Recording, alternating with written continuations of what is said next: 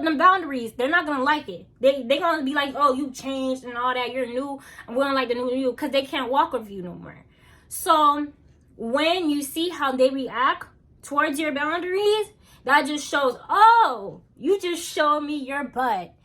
Thank you for showing me your butt. Now you have the decision to like exit stage left. For the record, I'm done trying to make y'all comfortable.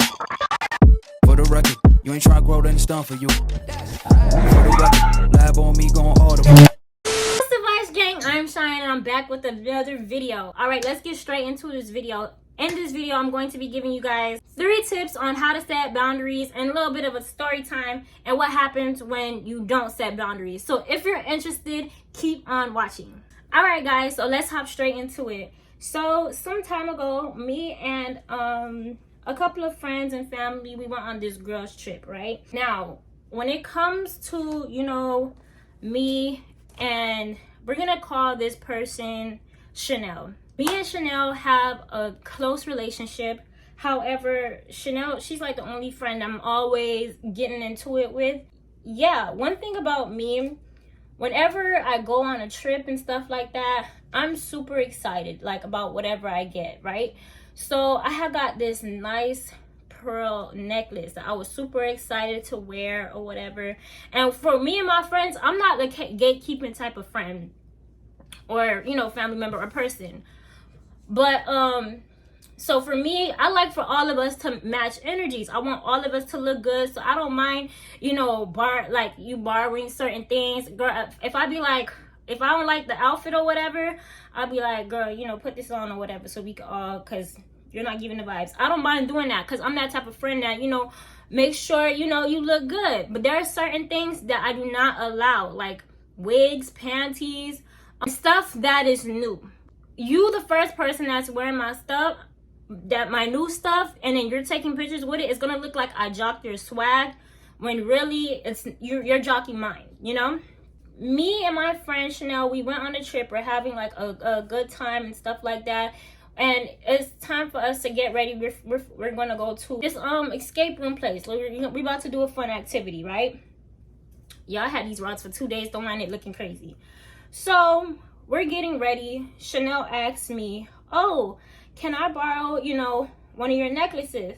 So I'm just like, yeah, sure. So she picks out a necklace that I recently purchased that I was excited about.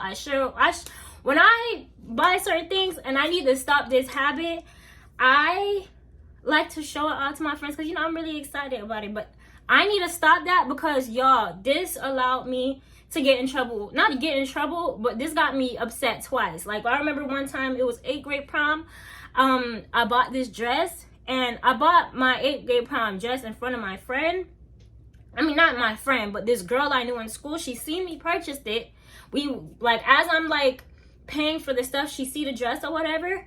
She goes and gets the exact same dress. Damn! When it was 8th grade prom and I seen her in my dress, she was like, oh my God. In my head, I'm just like, girl, you knew. And I was just so livid. And this situation happened again to me and junior brunch. Like junior brunch back in high school.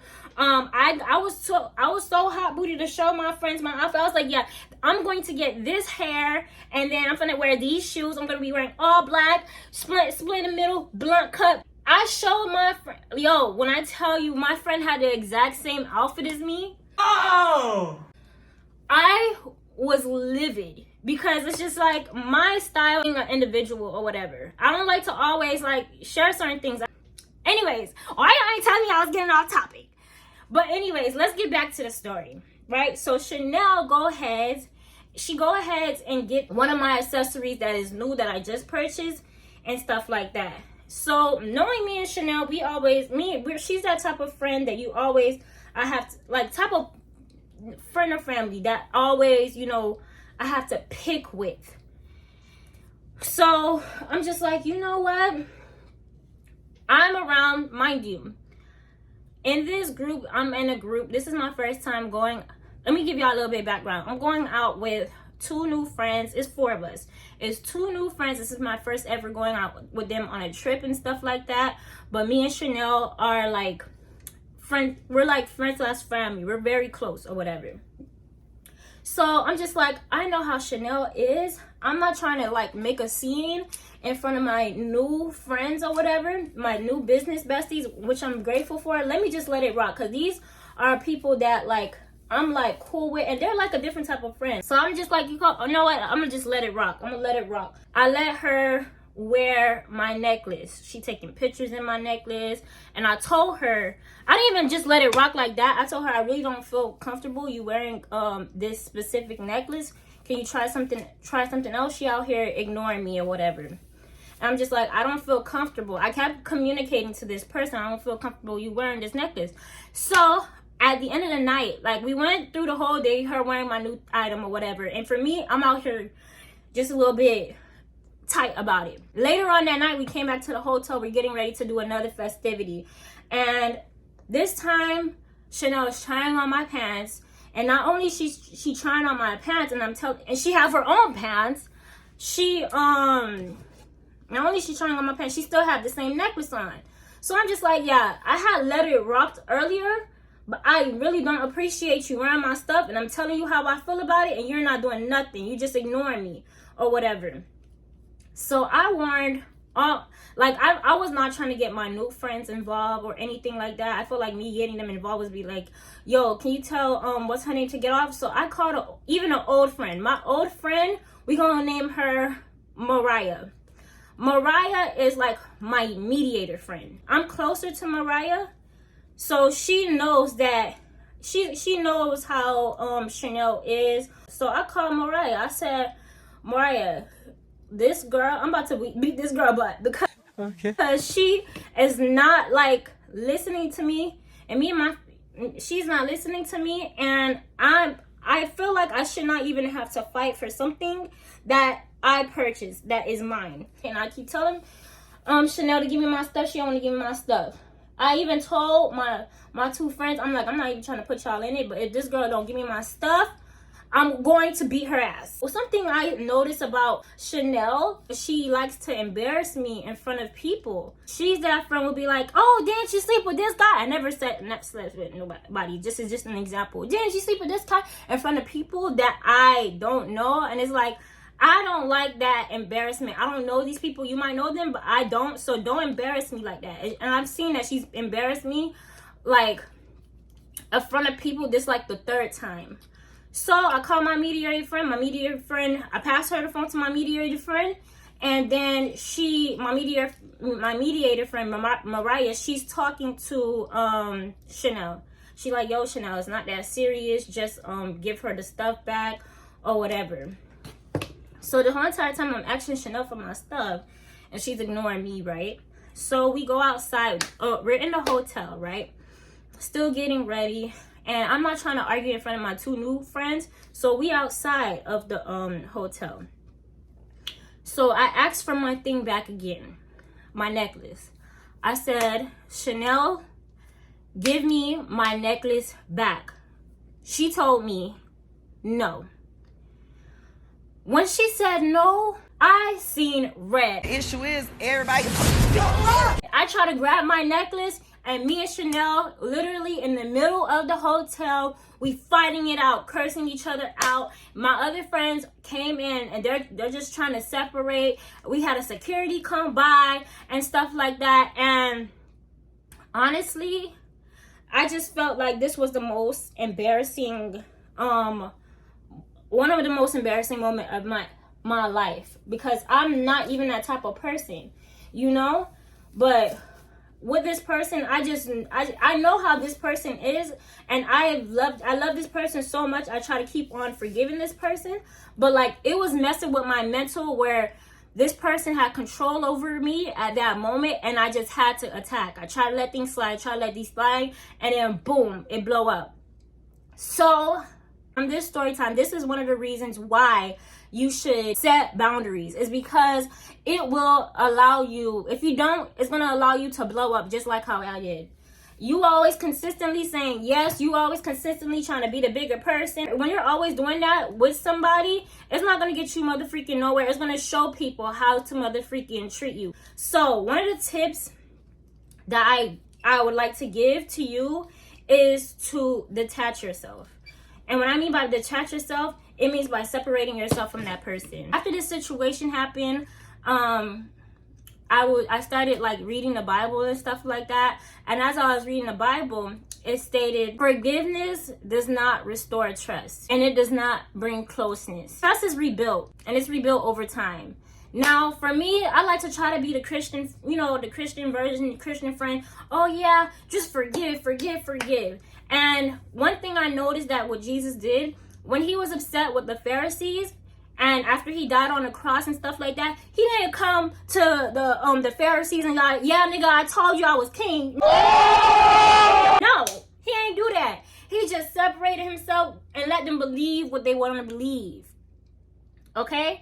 And one of my tips to you, if you have a toxic person in your life, detach yourself from them, because it's going to allow you to lose your mental. From that situation, I learned from that person that I'm never letting nobody borrow my stuff again. That's the boundaries that I'm set, and that's point blank, period. But another tip that I would like to give is that you always have to mentally be prepared for someone to switch up on you.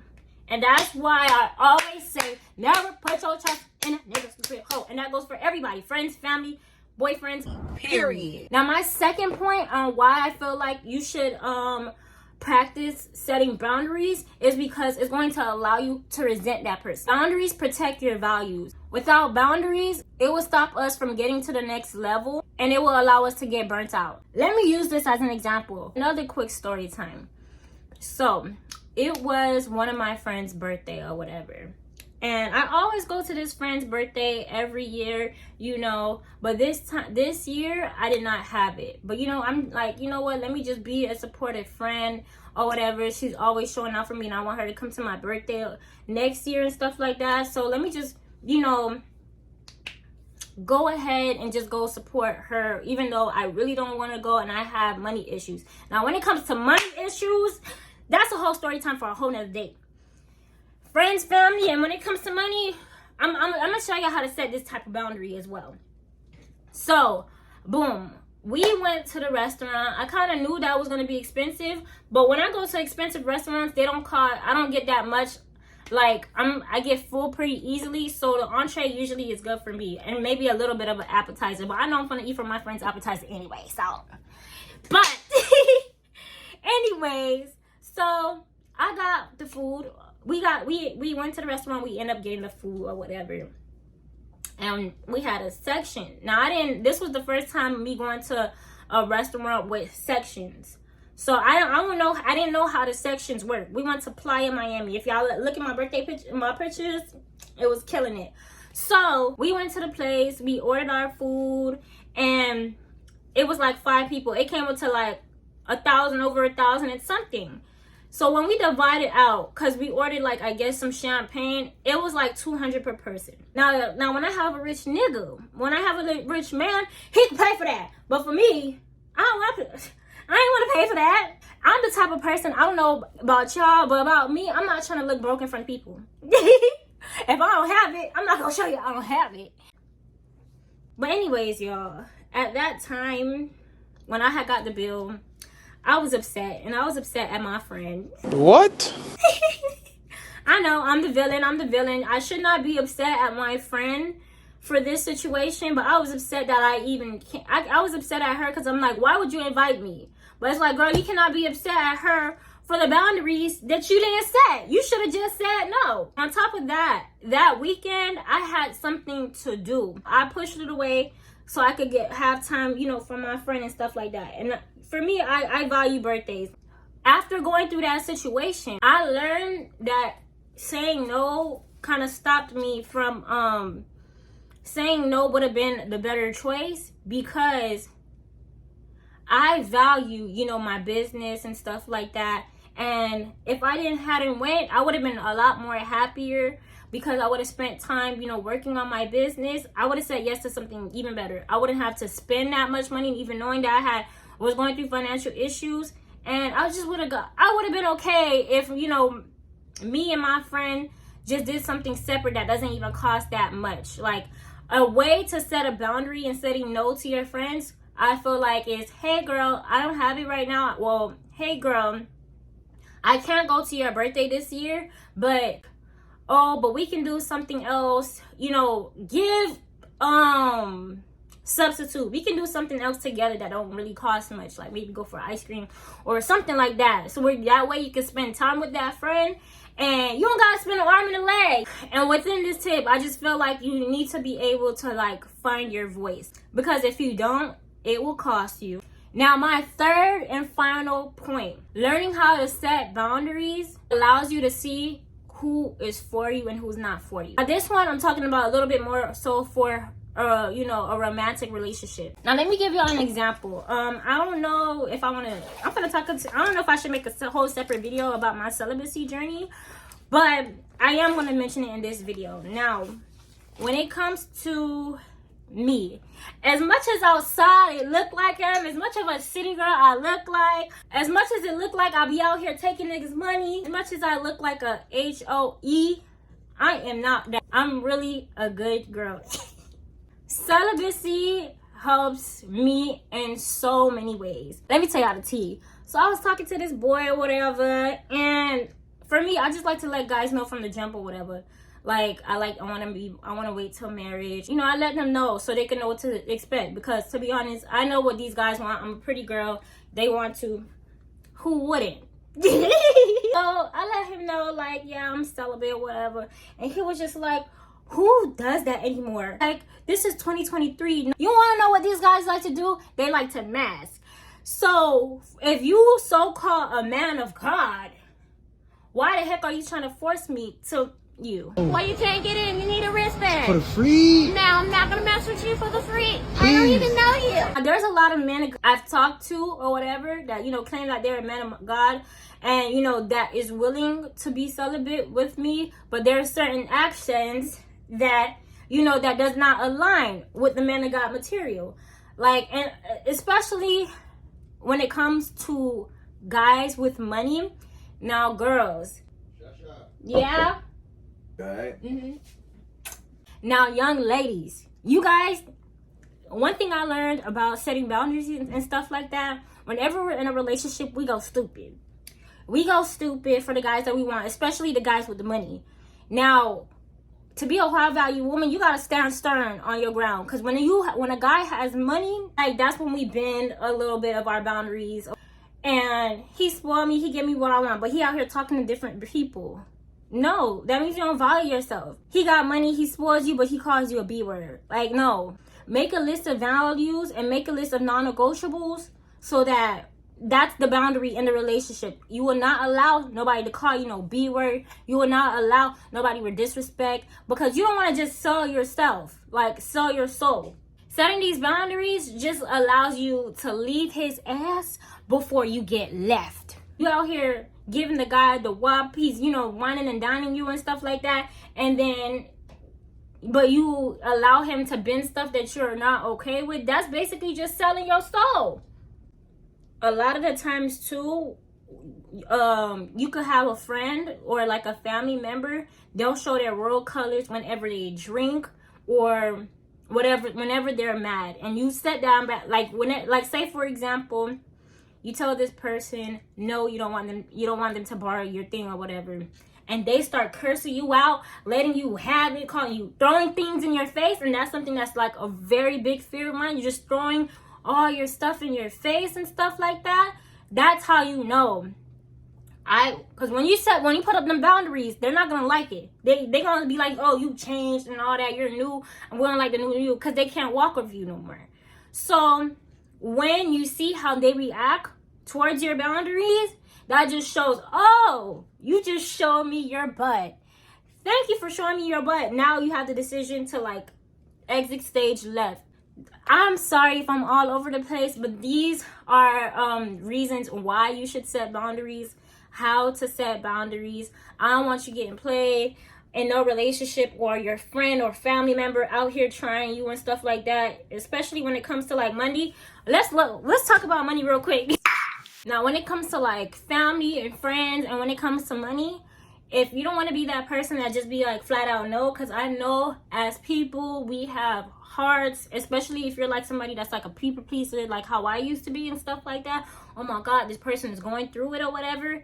Give those people a deadline to pay you back. You like give them, if you want to let them borrow your money, let them borrow your money, but give them a deadline to pay you back. And if they don't pay you back, you're gonna come for their ass. I'm not telling you to threaten them, but that way the person knows, okay, this person, you remind that person, this person didn't want to pay me back. You don't ever talk to them again. You don't see them as a family member. You don't see them as nothing. And or you can either go that route, like detach from them and like just distance yourself from them, and God will allow them to feel that hurt, and you know, it's their loss. Or this might be some bad advice, but you're gonna pop up to their house and make a scene. Like tell them you might have some other freaking sue or something, so that way that person knows not to play with you no more. Don't get violent though. I'm sorry, this situation happened to me where a family member of mine didn't want to pay, and then I went to their house, and you know, I didn't make a scene, but I cursed them out. Well, I didn't curse them, I cursed them out in a classy way, and I called the police, and I end up getting my money back. Like whenever you do stuff like that, that lets the person know, okay, I would never ask the person for money again. I will never be, because she is the police type. And I'm not even the police type. I never called the police, but like, I'm just saying, make a little bit of a scene so you know they could give it back. Just don't be disrespectful with it. Like, just ask them like, yo, listen, and you know, get a person that's like the mediator, you know. But yeah, y'all, thank you so much for watching this video. This is how my hair turned out to be. I got this hair from Kendra Boutique. If you have not watched that video, go ahead, watch this Kendra Boutique video or whatever. I had this wig for 5 years, so you can learn, you know, get some reviews. Please, please, please do not forget to like, comment, and subscribe. And yeah, I'll see you guys in my next video. I love you. Bye.